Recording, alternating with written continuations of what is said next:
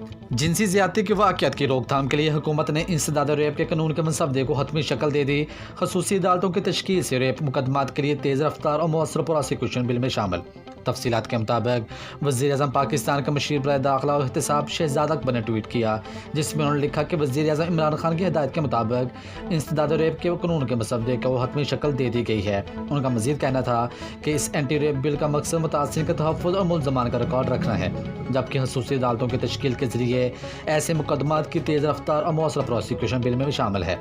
वाज़ेह रहे कि वज़ीर-ए-आज़म इमरान खान ने चंद रोज़ कबल वफाकी वज़ीर कानून फ़रूग़ नसीम और वज़ीर इंसानी हकूक़ शीरी मज़ारी को हिदायत की थी कि कोई ऐसा कानून तश्कील दें जिसके ज़रिए ज़्यादती के शिकार बच्चों और ख़वातीन को बिला खौफ व ख़तर अपनी शिकायत दर्ज करवाने की सहूलत मिल सके और इनकी शिनाख्त छुपाने समेत इन्हें इंसाफ की फराहमी यकीनी बनाई जाए।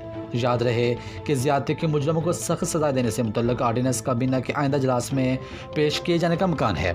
मज़ीद ख़बरों और तफसीलात के लिए देखते रहिए पासबान लाइव न्यूज़ HD।